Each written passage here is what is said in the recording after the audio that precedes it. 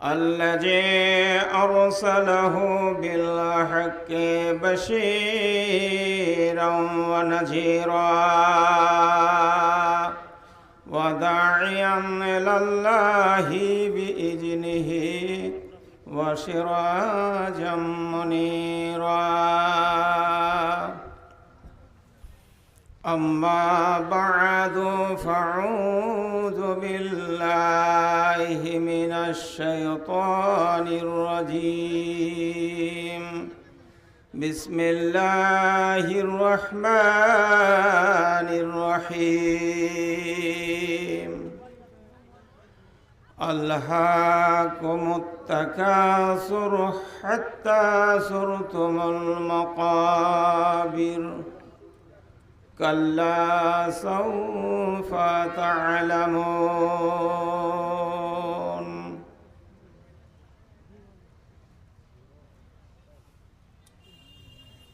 وقال الله تعالى في موضع آخر: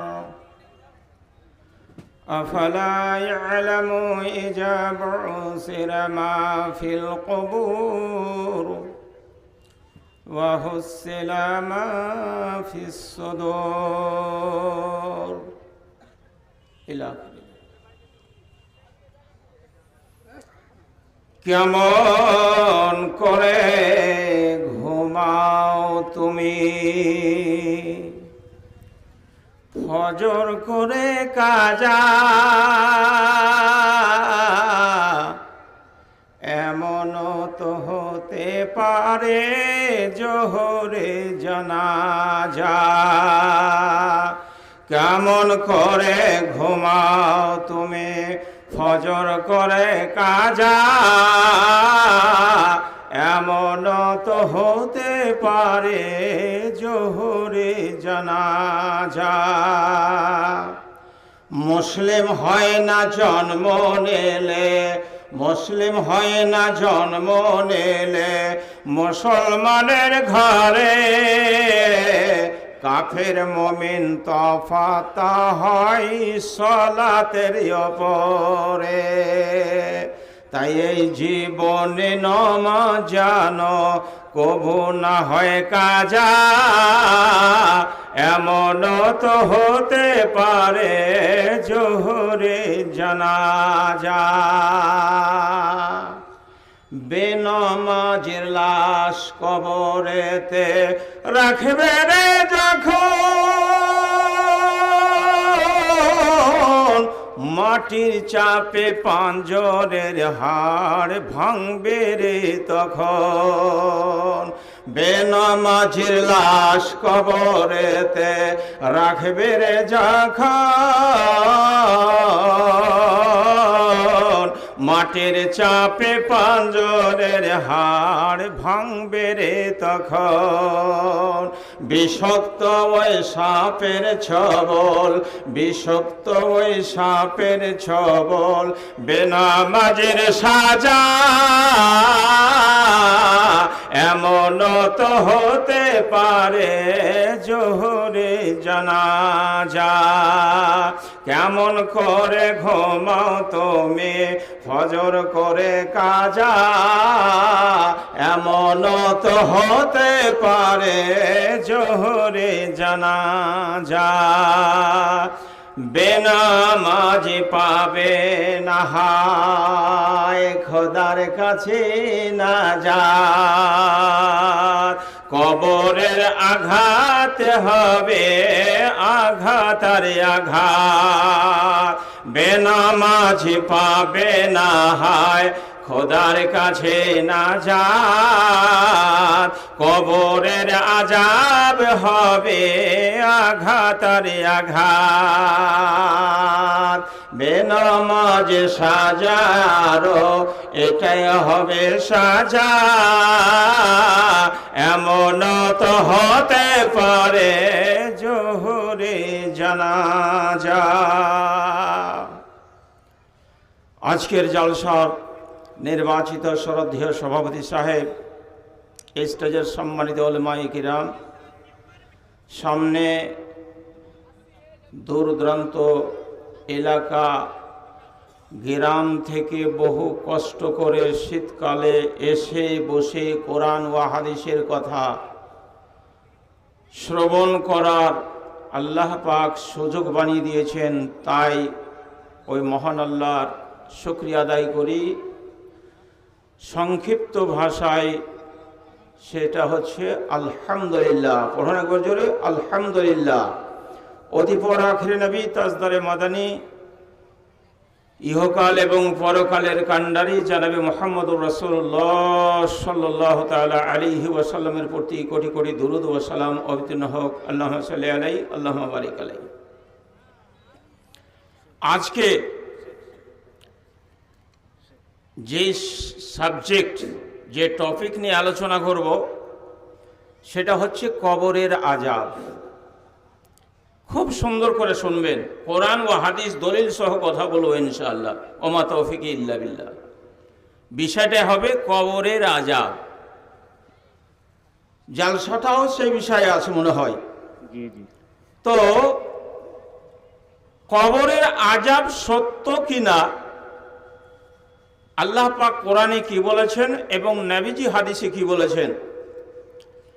মানুষ পৃথিবী এসেছে এবং আসবে, কিন্তু প্রত্যেক মানুষকে 6টা দেশে কদম রাখতে হবে, পা রাখতে হবে। কয়টা দেশে বললাম? 6টা দেশে। সর্বপ্রথমে আল্লাহ পাক সারা পৃথিবীর যত মানুষ, হিন্দু মুসলিম খ্রিস্টান বৌদ্ধ স্ত্রী পুরুষ যত এসেছে এবং আসবে, একই দিনে একই সময়ে সমস্ত রূহকে আল্লাহ পাক তৈরি করেছিলেন। তৈরি করে আমাদের পূর্ব পিতা যিনি হচ্ছেন হযরতে আদম নবিয়ান আলাইহিস সালাতু ওয়াস সালাম, তো তিনার পিঠে আল্লাহ পাক হাত দিয়েছিলেন। তবে আল্লাহ পাকের হাত আছে, এটা কোরআনে প্রমাণ করেছে। ওয়া ইজা খাজা রাব্বুকা মিন বানি আদামা মিন জুহুরিহিম। আল্লাহ পাক আদমের পিঠে হাত দিলেন, ঝোর ঝোর ঝোর ঝোর ঝোর করে ঝরতে আরম্ভ করেছে সমস্ত মানুষের রূহ। আল্লাহ পাক জিজ্ঞাসা করলেন, এরা কারা? আদম বললেন, তা তো আমার জানা নাই।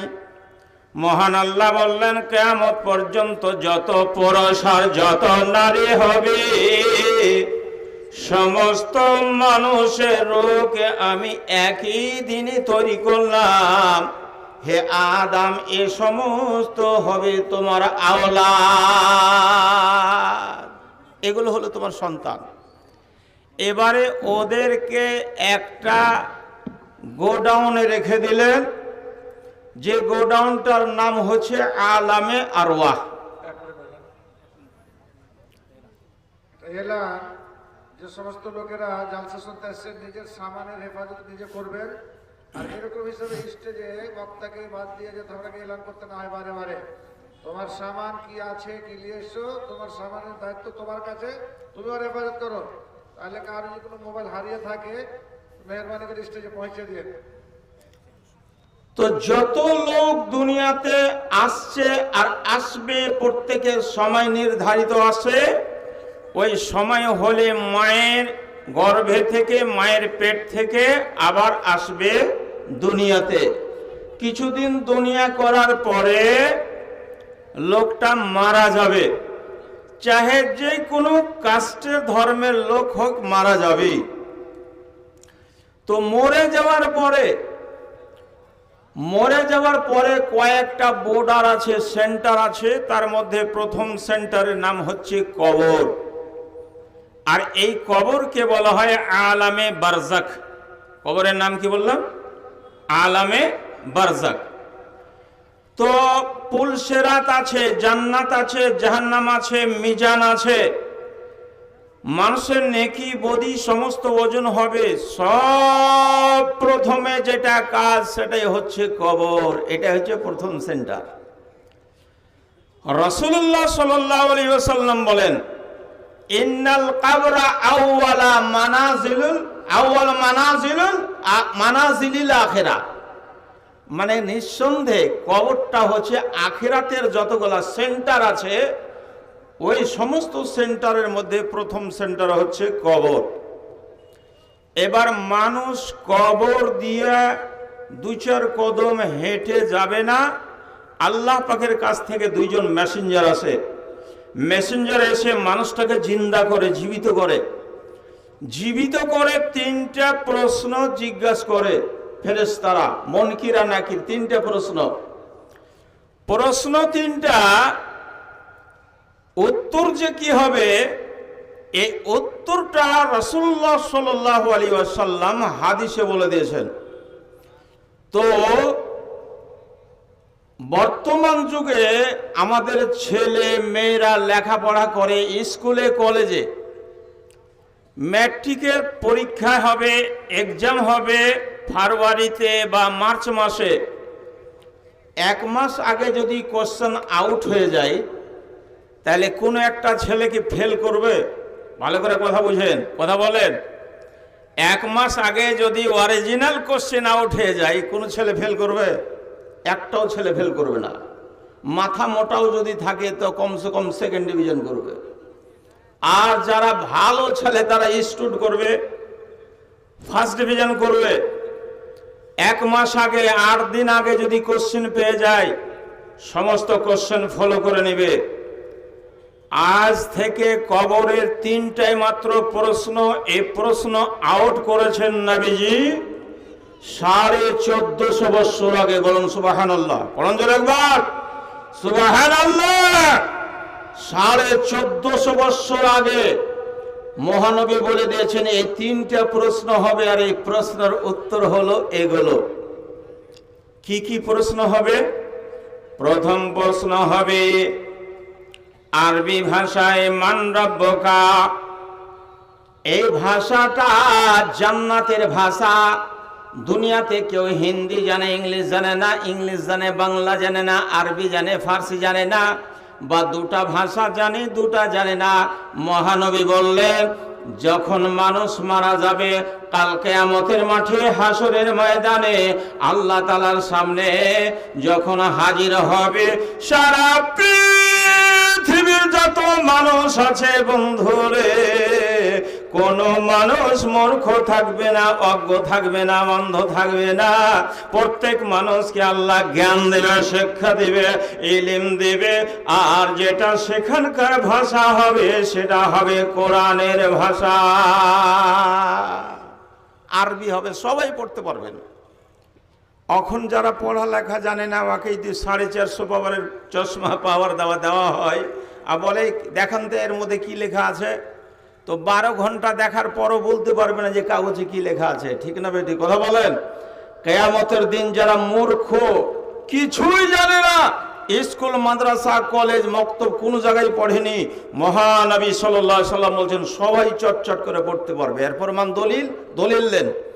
আল্লাহ পাক বলেন ওয়াকাল্লা ইনসানিন আলজামনাহু তায়রাহু ফি উনুকিহি ওয়া নুখরিজু লাহু ইয়াওমাল কিয়ামাতি কিতাবান ইয়ালকাহু মানশুরা। ইকরা কিতাবাকা।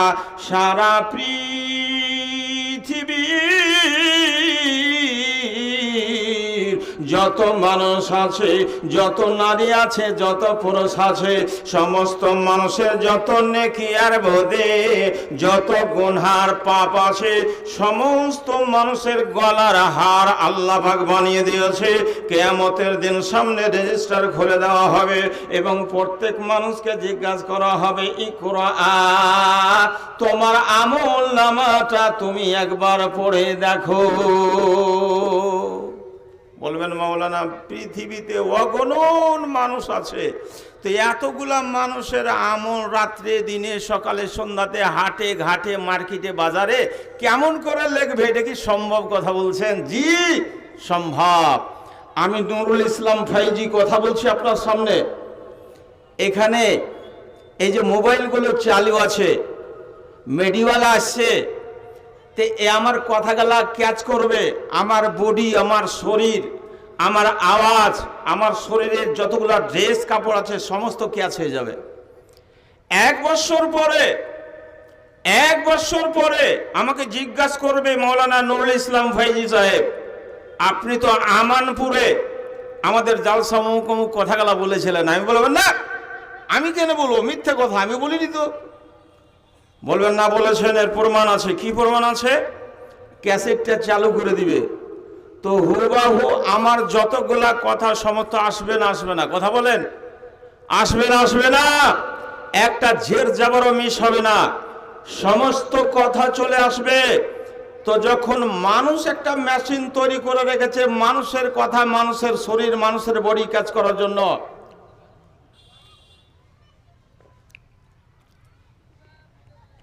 আর সেটা যদি মিস না হয়, ভুল না হয়, তাহলে কাল কিয়ামতের কোর্টে আল্লাহ পাক সমস্ত মানুষকে যে হিসাব কিতাব রাখবেন, নিবেন, একটাও মিস হবে না। তাহলে একেবারে সত্য, কোরআন মিথ্যা নয়। ভাইরা আমার, এবার কবরে যে ভাষাটা হবে সেটা হবে আরবি। মান রাব্বুকা, তোমার প্রভুকে, রবকে। যারা ঈমানদার তারা বলবে রব্বি আল্লাহ, আমাদের রব হচ্ছে আল্লাহ। বলছে মৌলানা এটা সোজা কথা, বলতে অসুবিধা নাই, ফাটাফাট বলে দেব। জি, পারবেন না বলতে? একটা ছেলে 12 বছর থেকে দিল্লি পাঞ্জাব ঘাটে রাজমিস্ত্রি, নাম করা মিস্ত্রি। ছেলেটার বয়স 22 বছর, বিয়ে সাথে দিবে বড় বাড়তে, মিস্ত্রি মানুষ তো। তোর চাচা খানদান বংশের লোক বহু ধরে 250টা খালি বহু দেখেছে। দেখার পরে ভালো বাড়িতে ঠিক করেছে জামাই দেখবো, তারপরে বিয়ে হবে। জামাই দেখতে এসছে তো 3 দিন আগে থেকে ওর দাদু, কোনোদিন মক্তব যায়নি, মাদ্রাসা যায়নি, ওকে শিখাইছে যে শোন, বড় ঘরে বিয়ে করলে কিছু নমাজ রোজার কথা জিজ্ঞাসা করবে, তো বাইদ বাণী দুয়াটা ভালো করে শিখালে, মসজিদে ঢুকবার দোয়াটা শিখ। 3 দিন থেকে শিখালছি, তো কোনোদিন তো আলিফ বা পড়েনি, হঠাৎ বাইদ বাণী শিখে নেবে ওই টেঁড়া পাওয়ার দাদুর কথাতে? জি। লোকজন বসছে, নাম কি? তো নাম আব্দুর রহমান। পড়ালেখা জানো? যে জি জানি, জি নিজের সমান জানি। বলো নিয়াত বানলে কোন দোয়া পড়তে হয়? বলে এটা খুব জানা আছে। বলো আল্লাহুম্মা বাইদ বানি ওয়া বাইনা গায়রিল মাগজুবি আতাহিয়াতু ওয়ালা জাল্লিন। কার ট্যাং আর কার মাথা, মানে 2-3টা দোয়া শিখালছে, ওকে মিক্সচার করে দিয়েছে। হঠাৎ শিখে আসবে, সারা জীবন বেঈমানি করেছে, কবরে যে বলে দিবে কোনদিন আল্লাহকে চিনে না, মসজিদ চিনে না, বলে দিবে রব্বি আল্লাহ, আমার আল্লাহ, আমার রব আল্লাহ বলতে পারবে না, মুখ দিয়ে বের হবে না। হাদিস বুখারী, রাসূলুল্লাহ সাল্লাল্লাহু আলাইহি সাল্লামের কাছে এক ঈসাই এসে নবযুবক, বয়স 32 বছর, ঈমান এনেছে, মুসলমান হয়ে গেল। আর কানা রাজুলুন নাসরানিয়ান ফা আসলামা ওয়া কারাআ সূরাতুল বাকারা ওয়া আল ইমরান। হাদিস বুখারী। রাসূলুল্লাহ সাল্লাল্লাহু আলাইহি সাল্লামের কাছে এসে ঈমান এনেছে, কলেমা পড়েছে। কলেমা পড়ার পরে একজন গায়ের মাযহাবের মানুষ, ঈসাই মানুষ, সূরা বাকারা পড়েছে, সূরা আল ইমরান পড়েছে, আম্মা পড়া পড়েছে। পড়ার পরে কয়েক বছর থাকার পরে নবীজির মুন্সি হয়ে গেল। ওহী আসতো নবীজির কাছে, সে লিখতে থাকতো, আরবি কথাগুলো লিখতো। লিখতে লিখতে দেখা গেল নবীজির কাছে ভালো লাগে না, তখন নিজের ধর্ম নাসরানি আবার গ্রহণ করে নিল, ইসলাম ধর্মকে ত্যাগ করে দিল। ওকে বলা হয় মুরতাদ। মুরতাদ মানে ধর্ম ছেড়ে অন্য ধর্মে চলে গেল। মুরতাদ যখন হয়ে গেল, ঠিক কয়েকদিন পরে ওই নাসরানির মৃত্যু হয়ে গেল। সেই যুগের প্রথা ছিল কবর দেওয়া, তাকে মাটি খুঁড়ে কবর দিলে। কখন কবর দিলে? দিন 3টার সময়তে। সকালবেলায় দেখা গেল কবর থেকে লাশ উঠে কাফন সহ জমিনের ওপর পড়ে আছে। যতগুলা গ্রামের লোক, দেশের লোক, এলাকার লোক সমস্ত এসে দেখলো কাজ কে করেছে, বলে এ কাজ করেছে মুহাম্মদ আর মুহাম্মদের সাথীরা করেছে। কেন? যে ইসলাম ধর্ম ধরেছিল ছেড়ে দিয়েছে, যার রাগে মুহাম্মদের এই কাজ হয়েছে। চলো আবার দ্বিতীয়বার তাকে কবর খুঁড়ে তাকে দফন করে দে। সেদিন গাহরা করলো কবরটা 10 হাত, রাত্রে কাটলো, সকালবেলায় কবরটা আবার ওপরে উঠে পড়ে আছে লাশটা। সারা গ্রামের লোক এসে দেখছে যে এই নাসরানির লাশ ওপরে কেন কাজ করেছে কে? বলে মুহাম্মদ। তাহলে মানুষকে বিনা দোষ দিতে পারে, ভালো করে বুঝেন কথা, বিনা দোষ দিতে পারে। হাদিস বুখারী। জি, রাসূলুল্লাহ সাল্লাল্লাহু আলাইহি ওয়াসাল্লাম না আর গোড়াতে গেছে, না কোনো কথা বলেছেন, না আর কবর খুঁড়তে গেছে, কিছু নাই। তবে রসুলের নাম, রসুলের সাহাবাদের নাম। আবার লোকেরা কবর দ্বিতীয়বার খুঁড়তে যতক্ষণ পানি না বাড়িয়ে গেল, অতখানি গাড়া করে কবর খুঁড়ে আবার লোকটাকে গাড়ালো। সকালবেলায় দেখা গেল ওই লোকটার লাশ আবার জমিনের ওপরে আছে। সারা এলাকার লোক বুঝতে পারলে এই লোকটা হলো পাপী লোক, দুষ্ট লোক। 1 দিন 2 দিন 3 দিন তাকে কবরের মধ্যে গাড়লাম, আবার কবরের উপরে উঠে আসে। এ কাজ মুহাম্মদের হতে পারে না, মুসলমানেরও হতে পারে না। এগুলো আমাদের ভুল ধারণা আছে। তবে মানুষ যখন ধর্মহারা হয়ে যাবে, ধর্ম ছাড়া হয়ে যাবে, তখন কবরের মধ্যে মানুষের এই ধরনের আযাব হবে। ওরে নবীর প্রেমের পাগল যারা প্রেম খেলা খেলে, হায় রে নবীর প্রেমের পাগল যারা প্রেম খেলা খেলে। নবীর প্রেমে বাস করুনি, নবীর প্রেমে বাস করুনি, দন্তদা ফেলে। নবীর প্রেমে বাস করুনি, দন্তদা ফেলে।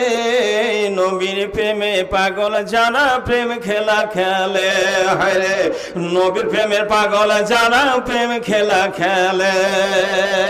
পাগল ছিলেন আবু বকর, পাগল ছিলেন আবু বকর, প্রেম দরিয়ায় দিলেন সাঁতার। ওরে মিজান ফিজান পার করিবেন, ওরে মিজান সিরাত পার করিবেন এ প্রেমের বলে। নবীর প্রেমের পাগল যারা প্রেম খেলা খেলে, হায় রে নবীর প্রেমের পাগল যারা প্রেম খেলা খেলে। হযরত হানজালা পাগল ছিল, আল্লাহ রাস্তায় জীবন দিল। হযরত হানজালা পাগল ছিল, নবী রাস্তায় জীবন দিল। ওরে গোসল করাইয়া দিল ফেরেশতার দলে, হায়রে গোসল করাইয়া দিল ফেরেশতার দলে। নবীর প্রেমের পাগল যারা প্রেম খেলা খেলে, হায়রে নবীর প্রেমে পাগল যারা প্রেম খেলা খেলে। হযরত হানজালার বারে শুনেছেন ফেরেশতারা গোসল দিয়েছিল। বন্ধুরে আমার আর একটা হাদিস আপনাকে বুখারী শরীফ থেকে শোনায়। হাদিসটার রাবী হচ্ছেন হযরতে আব্দুল্লাহ রাদিয়াল্লাহু তাআলা আনহু, উনি বলছেন মাররান নবী সাল্লাল্লাহু আলাইহি ওয়াসাল্লাম বিহায়াতিন মিন হিতানিল মদিনাতি আও মক্কা ফাসামিআ সাওতা ইনসাইনাইনি ইউআযিবানি ফি কবরিহিমা। হাদিস বুখারী। রাসূলুল্লাহ সাল্লাল্লাহু আলাইহি সাল্লাম কয়েকজন সাথী রেখে নিয়ে মক্কা অথবা মদিনার একটা বাগান দিয়ে হেঁটে চলে যাচ্ছেন। ভালো করে শোনেন হাদিস। মক্কা বা মদিনার একটা বাগান দিয়ে হেঁটে চলে যাচ্ছেন। হঠাৎ যেতে যেতে যেতে দেখতে পেলেন 2টা নতুন কবর আছে, 2টা কবর আছে। আর কবরের মধ্যে কান্নার শব্দ আসছে, চিৎকারের শব্দ আসছে। কবরের মধ্যে চিৎকার হচ্ছে, বাঁচাও, জীবন গেল, জ্বলে গেলাম, পুড়ে গেলাম। সর্পের জ্বালা, বিচ্ছুর জ্বালা সহ্য হয় না। নবীজি থমকে দাঁড় হয়ে গেলেন, বললেন সাহাবারে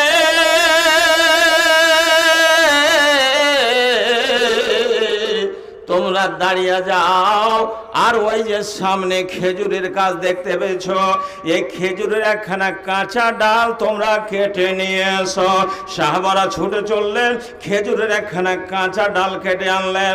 নবীজি নিজের হাতে কাঁচা ডালখানাকে ভেঙে দু টুকরো করে দিলেন, আর দুইটা কবরে ওই খেজুরের ডালগুলাকে গেড়ে দিলেন। সাহাবারা জিজ্ঞাসা করলেন, ইয়া রাসূলুল্লাহ লিমা ফাআলতা হাজা, আমরা ডাল কেটে আনলাম কাঁচা ডাল, আর আপনি কবরে গেড়ে দিলেন কাঁচা ডাল, এটা কেন করলেন? এর লাভ কি আর লস কি? কি কারণে করেছেন? নবী বলছেন, বাপুরে আমার, ধনেরা আমার, সন্তানেরা, ওরে আমার সাহাবীরা, ওরে আমার সহচরেরা, আমার ছাত্ররা, ভালো করে শুনে নাও। এ দুইটা কবরে দুইটা লাশ আছে, দুইটা ইমানদারের লাশ, দুটা মুসলমানের লাশ, কিন্তু এই কবরের মধ্যে তাদেরকে আযাব হইতেছে। তারা কোনো বড় গুনাহ করেনি, তারা নামাজি ছিল, তারা রোজাদার ছিল, দিনদার ছিল, আল্লাহওয়ালা ছিল, কোরআনের তেলাওয়াত করত, তারা মসজিদ নির্মাণ করেছে, তারা মাদ্রাসা তৈরি করেছে, তারা ফকির মিসকিনকে খাবার দিয়েছে, ভালো কাজ করেছে। দুইজন লোকের মধ্যে একটা লোকের গুনাহ হলো যে পেশাব করার পরে পানি নিত না, এবং হাটে ঘাটে মাঠে পেশাবের দরকার হলে তারা কোনো দিন মাটি দিয়ে শুকনো করত না, অথবা পেশাব করতে যখন বসত, শক্ত জমিনে বসত, মেশিনের হ্যান্ডেল মেরে দিত, পাথরে পড়লো না ইটে পড়লো, ওখান থেকে পেশাব ছিটে শরীরে পড়লো, মুখে পড়লো, কাঁচায় পড়লো। এ লোকটা পেশাব থেকে না বাঁচার কারণে আল্লাহ পাক কবরের মধ্যে তাকে আযাব দিয়েছে। হাদিস বুখারী। আপনি বলবেন, ভাই এটা তো সাধারণ ব্যাপার, আমাদের মুসলমানের মধ্যে 100-র মধ্যে 90টা এরকম লোক পাওয়া যাবে যে 24 ঘন্টা তার শরীরটা নাপাক। ঠিক না বেটি? কথা বলেন, ঠিক না বেটি? আরে মুসলমানের কথা বলছি, কাফেরের কথা নয়। হাটে ঘাটে মঠের সেগে গা দিয়েছে লাভবয়, লিরি, লাক্স, মার্গো, দামি দামি সাবুন আর সেন্ট, 250 টাকা দামের সেন্ট, আর ওর ফুল প্যান্ট আর শার্ট 4500 6000 টাকা দামের, খালি 3800 টাকার খালি ওর পায়ের জুতা আছে। মোটরসাইকেল থেকে নেমে উত্তর দক্ষিণ পশ্চিম কিচ্ছু বুঝে না, ফুল প্যান্টের চেন টানলে আর ঘোড়ার মতন ট্যাং ছেড়ে মেশিনে স্টার্ট মেরে দিলে, ঠাই ঠাই ঠাই ঠাই ঠাই করে ঝেড়ে দিলে, দিয়ে আবার ফুল প্যান্টে ভরে ফের চললো। ঠিক না বে ঠিক? কথা বলেন, ঠিক না বে ঠিক? ওই লোকটার শরীর মানুষের মতো না পশুর মতো? কথা বুঝেন, মানুষের মতো না পশুর মতো? আল্লাহ কোরআনে বলেছে মানুষ জানোয়ার থেকে খারাপ, উলাইকা কালানাম, মানুষ জানোয়ার থেকে খারাপ, পশু থেকে খারাপ। পশু পেশাব করলে ন্যান চেড়া করে, কেন করে? যে শরীরে যেন না ভরে। বেচারার গোটে শরীরে ভরে ঠিক, কিন্তু চেষ্টা করে শরীরে না ভরে লেগে। গাই গরু দেখবেন পেশাব করবে ন্যান ছেড়া, কুকুরে পেশাব করে ট্যাং ছেড়ে দেওয়ালে, কেনে যে আমার শরীরে না ভরে। বেচারা বুঝতে পারে না, যখন দেখে ঘুরে এসে পড়ে। তাইলে মানুষ তো সব থেকে বুদ্ধিমান, আশরাফুল মাখলুকাত। যদি ইয়ার শরীর আর ওয়ার শরীরে পার্থক্য না থাকে, তাহলে আল্লাহ বলেছেন উলাইকা কালানাম, এরা পশুর থেকেও খারাপ। ঠিক না বেঠিক বলেছে? কথা বলেন। তাহলে বুঝে গেল যে পেশাব থেকে বাঁচতে হবে। সকাল থেকে সন্ধ্যা পড়লো, শরীরে আপনার সেন্ট আসতে পারে, কিন্তু আপনার লুঙ্গি খান্ডা চিপলে 150 গ্রাম করে পেশাব সন্ধ্যাবেলায় বের হবে। জি, রসুল বলছেন এটাই আযাব তাকে কবরের মধ্যে হচ্ছে। নম্বরে 1। 2 নম্বরে আসেন, রাসূলুল্লাহ সাল্লাল্লাহু আলাইহি সাল্লাম বলছেন দ্বিতীয় কবরে যে লোকটাকে আযাব হচ্ছে তার গুনাহ হলো কি? সে লোকটা ছিল চুগলখোর। চুগলখোরের মানে এর কথা ভাগে লাগাবে, চাচতো ভাইয়ের কথা মামাতো ভাইকে লাগাবে, এক মোড়লের কথা ওই মোড়লকে লাগাবে, আপসে বিবাদ বিসম্বাদ ঝগড়া কাজিয়া করিয়ে দিবে, আল্লে মারপিট করিয়ে দিবে, থানায় কেসাকেসি করিয়ে দিবে। এটা হলো দালাল লোক, এটা হলো চিটার লোক। নামাজ পড়েছে ঠিক, রোজা রেখেছে ঠিক, দিনের কাজ করেছে, কিন্তু চিটারি ছাড়তে পারেনি, দালালি ছাড়তে পারেনি, চুগলখড়ি ছাড়তে পারেনি। যার যার কারণে আল্লাহ পাক তাকে কবরের মধ্যে আযাব দিতে আছে। তাহলে কবরে আযাব, বলবেন মাওলানা যারা, মুহাদ্দিস যারা, ভালো মানুষ যারা, তো ওদের কবরে আযাব হইবে না হবে না? ভালো করে বোঝেন কথা। আমি যতটুকু কথা বলবো দলিল দিয়ে কথা বলবো। আলিফ লাইলার কাহিনী নুরুল ইসলাম খুনি বলে না, থোবলার গীত গাহে না, ভোজপুরি গান গাহে না। যদি আমি গাজালো গাহি তাহলে কোরআন হাদিস মতে বলবো, ওর মধ্যে জ্ঞান আছে। জি, তো হযরতে সাদ বিন মুআয, হাদিস হযরতে সাদ বিন মুআয, এটা হচ্ছে নবীর সাহাবী ছাত্র। এই সাহাবীটা কত ভালো ছিল সাদ বিন মুআয, ভালো করে মনে রাখেন। সাদ বিন মুআয কত ভালো সাহাবী, নওজওয়ান যারা ইয়ং ম্যান, সুন্দর ছেলে, রূপ চেহারা ভালো, তাহাজ্জুদ পড়া মানুষ, আল্লাহওয়ালা মানুষ, জিহাদে গেছে রসুলের সাথে মাসাফা, কোরআন মাজিদের তেলাওয়াত করেছে, সকাল সন্ধ্যা নামাজ পড়েছে। বন্ধুরে আমার, ওই লোকটা যখন মারা গেল সাদ বিন মুআয, আজ এলাকায় জানাজার এলান করা হয়। সাদ বিন মুআযের জন্য সারা দেশে খবর দেওয়া হলো, সাদ বিন মুআয আল্লাহওয়ালা পরেজগার লোক, দিনদার, নবীর সাহাবী মারা গেছে। সারা দেশের লোক ছুটে আসলো বন্ধুরে। তাহলে একটা জানাজা যদি মানুষ পড়ে কতটা নেকি পাবে? হাদিস বুখারী, রাসূলুল্লাহ সাল্লাল্লাহু আলাইহি সাল্লাম বলছেন, একটা লোক যদি জানাজা পড়তে যায় আর শুধু জানাজার নামাজটা পড়ে আসে, তাহলে একটা উহুদ পাহাড়ের সমান নেকি পেয়ে যাবে। আর যদি তাকে দফন করতে যায় আর তার কবরে মাটি দেয়, তাহলে ওই লোকটা 2টা উহুদ পাহাড়ের সমান নেকি পেয়ে যাবে। এবার কবরে যাওয়ার পরে কিছুগুলা মানুষ মাটি দেওয়ার সময় দুয়া পড়ে, ভালো করে শোনেন। কি দুয়া পড়ে? মিনহা খালাকনাকুম ওয়া ফিহা নুঈদুকুম। এটা হচ্ছে কোরআনের আয়াত। কোনো হাদিসে প্রমাণ নাই যে এটা মাটি দেওয়ার দোয়া। ভালো করে বুঝেন। তাহলে মাটি দিলে এটা পড়তে হবে না, বিসমিল্লাহ যথেষ্ট আছে। আপনাকে দোয়া মুখস্থি করতে হবে না, শুধু বিসমিল্লাহ পড়ে মাটিটা দিলেই যথেষ্ট হয়ে যাবে। তাহলে জানা যায় শিরক হলো দেশের লোকেরা, সাথে সাথে আসমানের দরওয়াজা খুলে গেল, জান্নাতের গেট খুলে গেল। শুধু তাই হলো না, নবীজি বলছেন আকাশ থেকে ৭০,০০০ ফেরেশতা হযরতে সাদ বিন মুআযের জানাজায় উপস্থিত হয়েছিল। একবার সুবহানাল্লাহ বলবেন না? সুবহানাল্লাহ বলবেন না? একটা মানুষের জানাজাতে ফেরেশতা হাজির। জানাজাতে মানুষের জানাজায় মানুষ যায় না, আর সাহাবীর জানাজাতে আল্লাহর ফেরেশতা ৭০,০০০ উপস্থিতি হয়েছিল। বন্ধুরে আমার, আকাশমণ্ডলী কেন্দ্র ছিল। ওই সাহাবার জানাজা হয়ে গেল। জানাজা হয়ে যাওয়ার পরে তাকে কবরস্থানে নিয়ে যাওয়া হলো, তাকে কবরে রাখা হলো। আর যেমনি কবরে রাখা হলো, দুদিক থেকে মাটি তাকে চাপতে আরম্ভ করলো। সুবহানাল্লাহ। এত দিনদার সাহাবী, এত পরহেজগার সাহাবী, ওরে আল্লাহওয়ালা সাহাবী, কবরের এই দিকের মাটি চাপছে, হাড্ডিটা কড় করে করে ভাঙছে, ওদিকে চলে যাচ্ছে, ওদিককার মাটি ভাঙছে, এদিকে চলে যাচ্ছে। আর কষ্টর সীমা নাই। বন্ধুরে আমার, এমন সাহাবীর যদি কবরের মাটি তাকে চাপন দেয়, মাটিতে দাবে, তাহলে আপনার আমার মতো সাধারণ মানুষকে কবরের মাটি চাপবে না, চাপবে না। বেনামাজ লাশ কবরেতে রাখবে রে যখন, মাটির চাপে পাঁজরের হাড় ভাঙবে রে তখন। মাটির চাপে পাঁজরের হাড় ভাঙবে রে তখন। বিষাক্ত ওই সাপের ছোবল, বিষাক্ত ওই সাপের ছোবল, বেনামাজের সাজা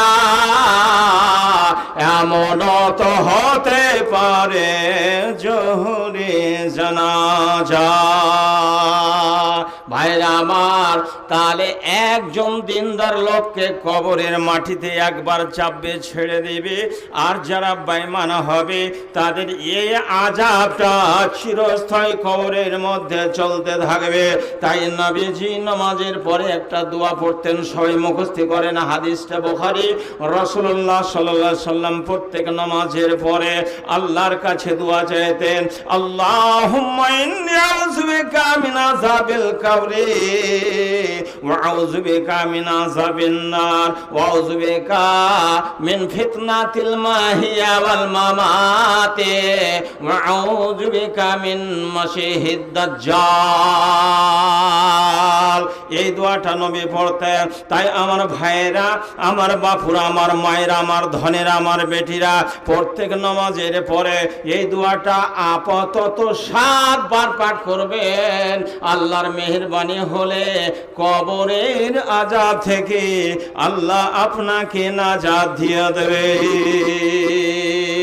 দ্বিতীয় নম্বর প্রশ্ন হবে, মা দিনুকা, তোমার দিন কি?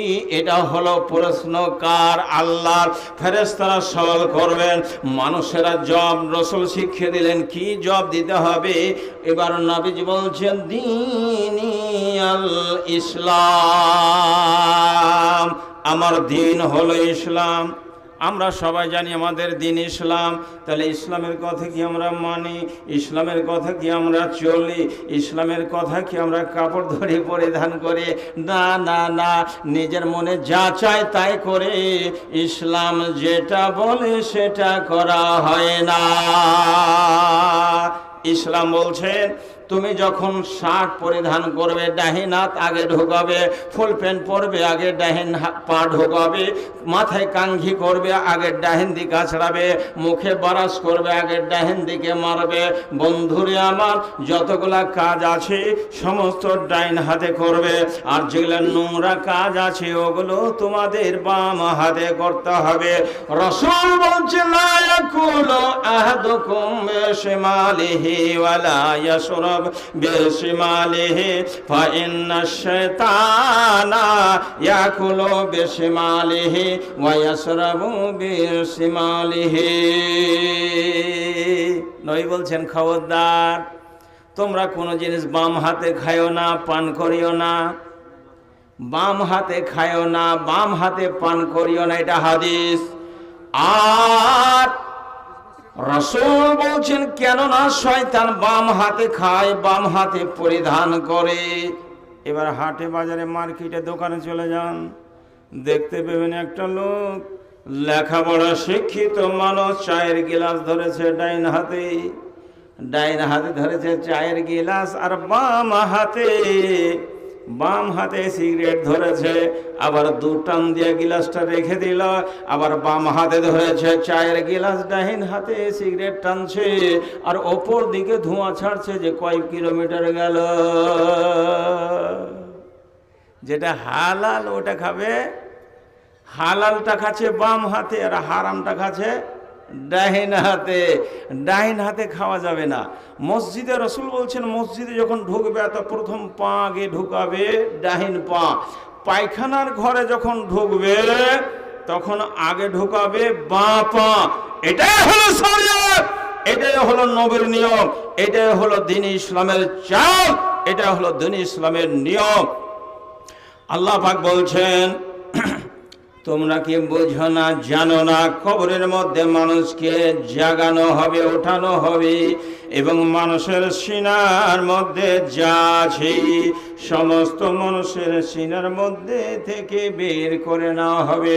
কিঞ্চিত কিঞ্চিত পরিমাণে নেকি বদি যত থাকবে বন্ধুরে, কবরের মধ্যে একটাও লোকা যাবে না। আল্লাহর অর্ডার হয়ে যাবে, তোমরা কবর থেকে বের হয়ে যাও, বের হয়ে যাও। আল্লাহর সুর ভোগবে, ইসরাফিল আলাইহিস সালাতু ওয়াস সালাম সুর ভোগবে। কবরের মধ্যে যত লোক থাকবে, শ্মশানে মশানে যত লোক থাকবে, যত নদীর মধ্যে মারা যাবে, যত লোক দেওয়াল চেপে মারা যাবে, সমস্ত লোক আল্লাহর অর্ডারে আল্লাহর হাসরের ময়দানে এই মতো জমা হয়ে যাবে। কোন একটা বোকা লোক বা জ্ঞানী লোক কবরের ভিতরে লুকিয়ে থাকতে পারবে? কথা বলেন, লুকিয়ে থাকতে পারবে যে আমি যাব না আল্লাহর কাছে হিসাব টিসাব দিব না, কবরের এক কোনায় বসে থেকে যাব? চলবে? চলবে না। হাদিস বুখারী, রাবি হচ্ছেন হযরত আয়েশা সিদ্দিকা রাদিয়াল্লাহু তাআলা আনহা।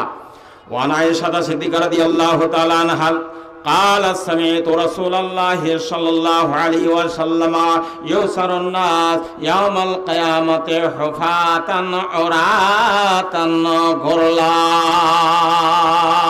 নবীজি বলেন, সারা পৃথিবীর মানুষ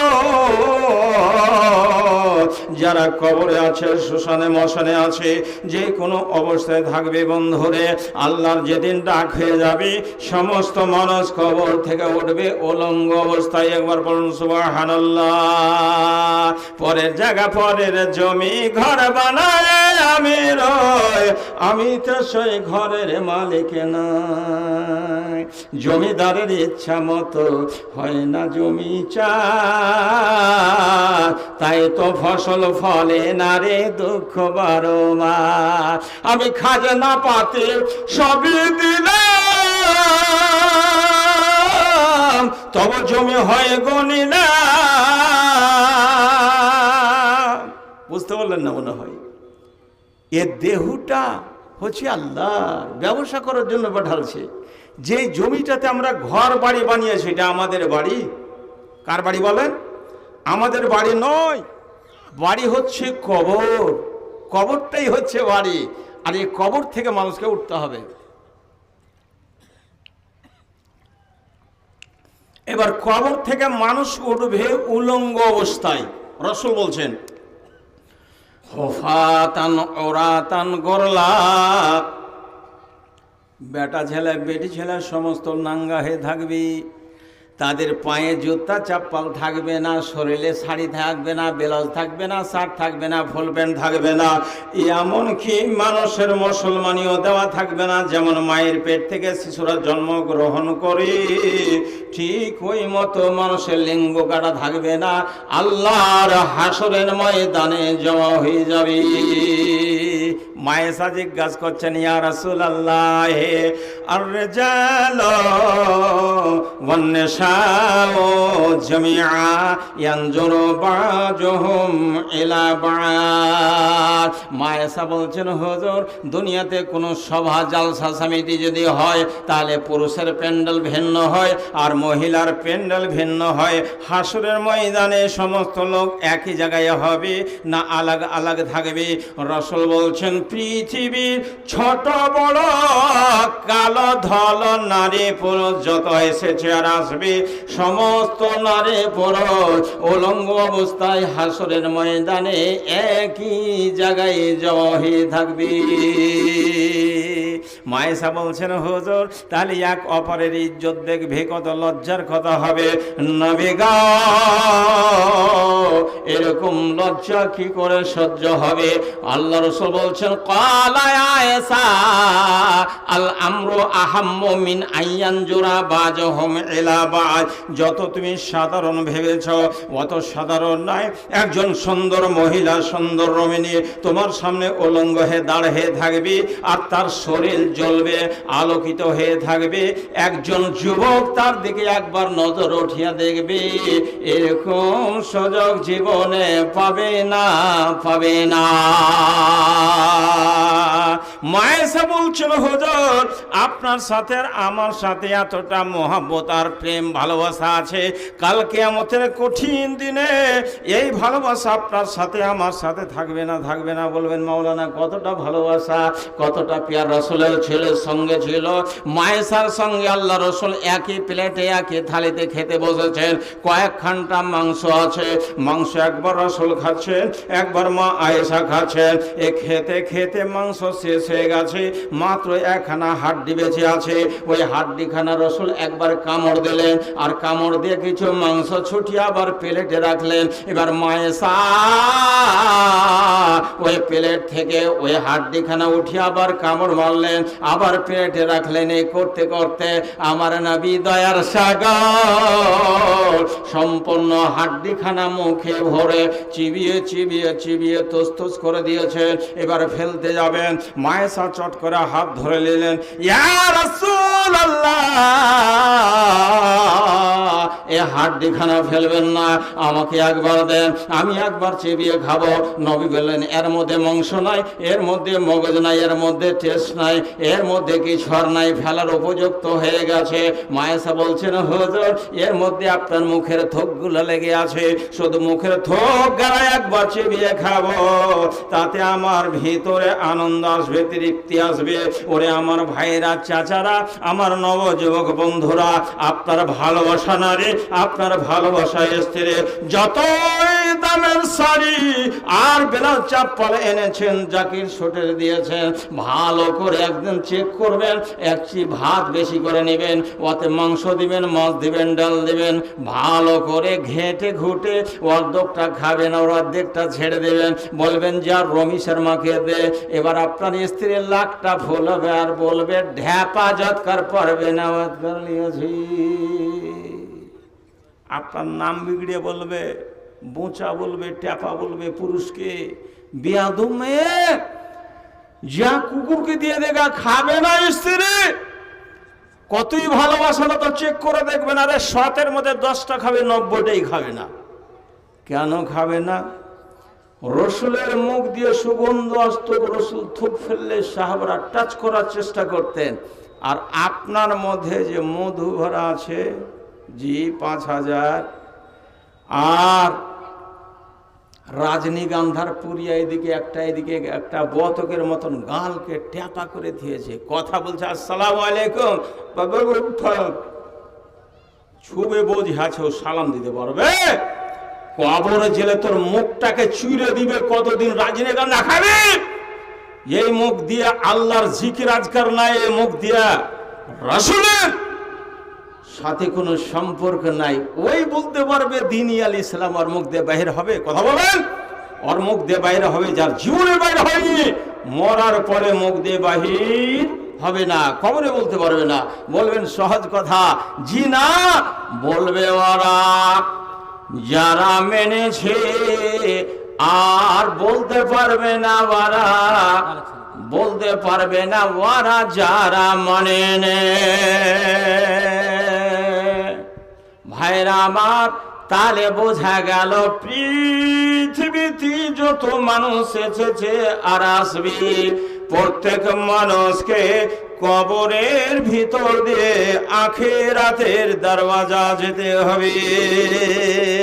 যাদের কবর আসান হয়ে যাবে, সহজ হয়ে যাবে, তাদের পুলসেরা সহজ হয়ে যাবে, আর তাদের মিজান সহজ হয়ে যাবে, তাদের আমল নামা ডাইন হাতে পড়বে না বাম হাতে পড়বে, সহজ হয়ে যাবে।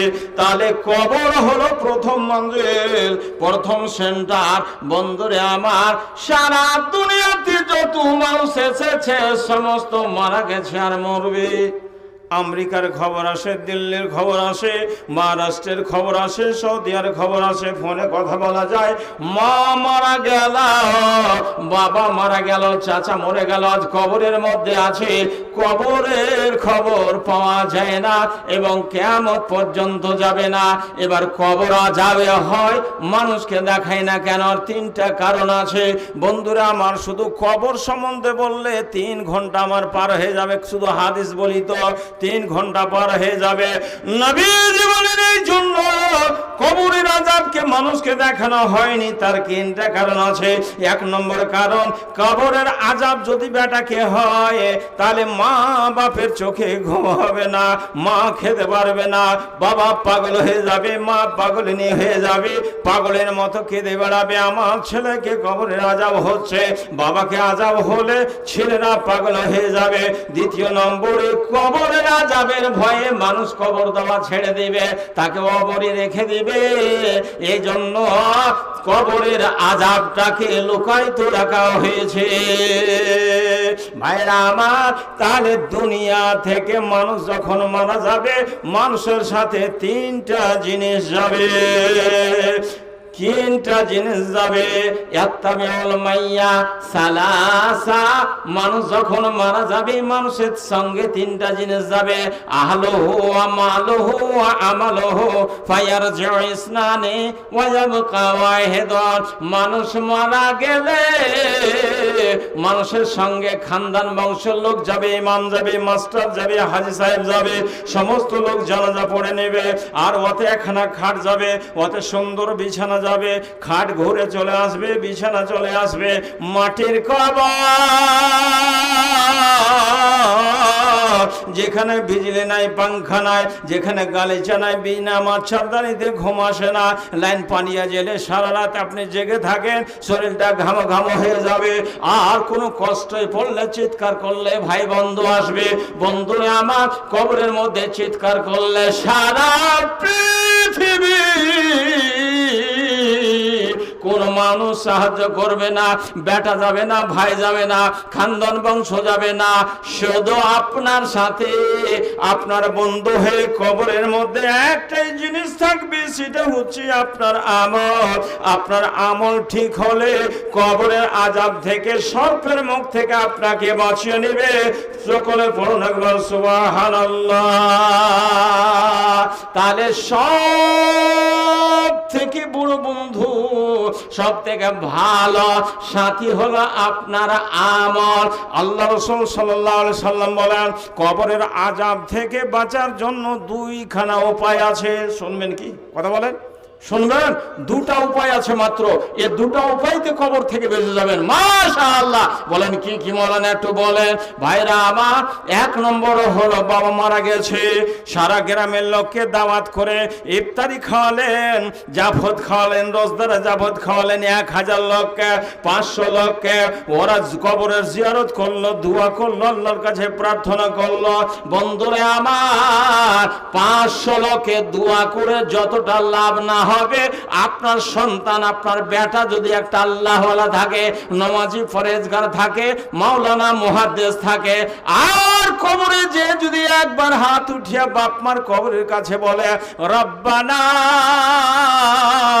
রব্বিরহামহুমা কামা রব্বায়ানি সগীরা, আল্লাহ মা আমাকে বাল্যকালে পেশাব পায়খানা থেকে বাঁচিয়েছিল, মা কষ্ট সময় বুকে করেছিল, বাবা কষ্ট করে খাইয়াছিল, আল্লাহ বাপমার আযাবকে তুমি আলা দূরে সরিয়ে দাও, প্রশস্ত করে দাও।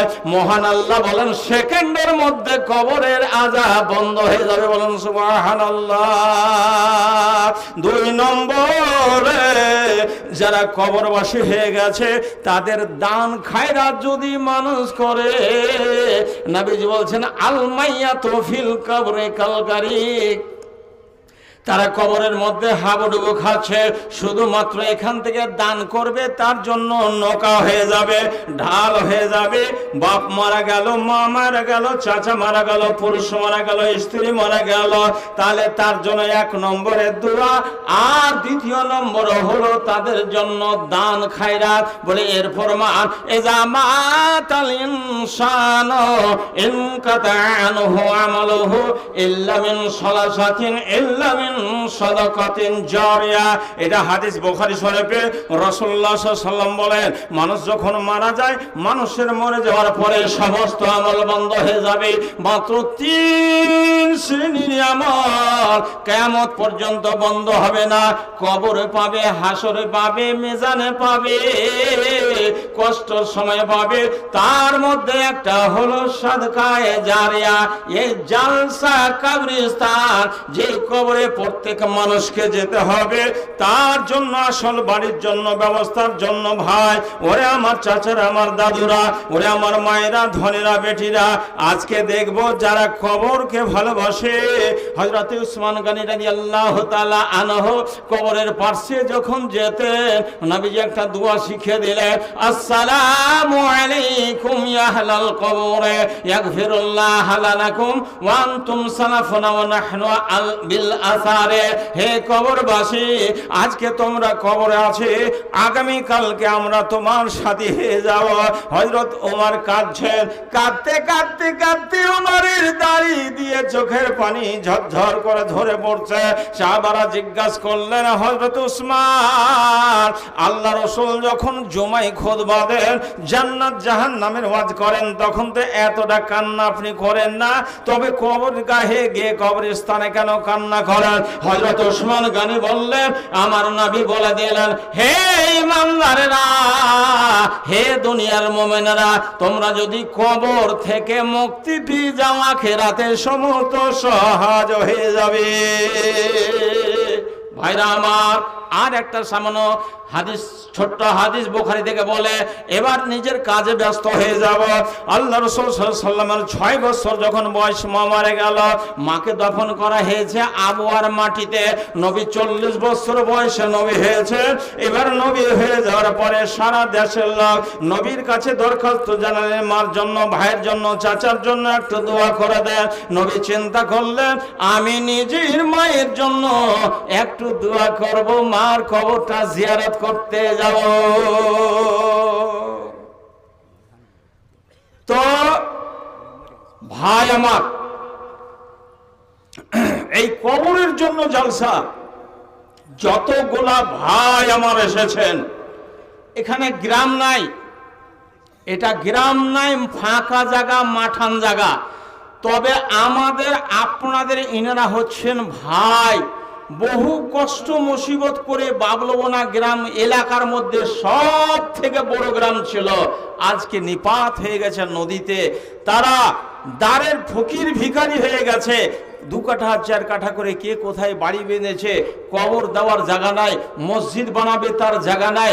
যেই জন্য ভাই আমার এই কবরস্থানের জালসা এলাকার লোককে দাওয়াত করেছেন যে আমরা একটু যেন ব্যবস্থা করতে পারি, আমাদের সাহায্য করবেন।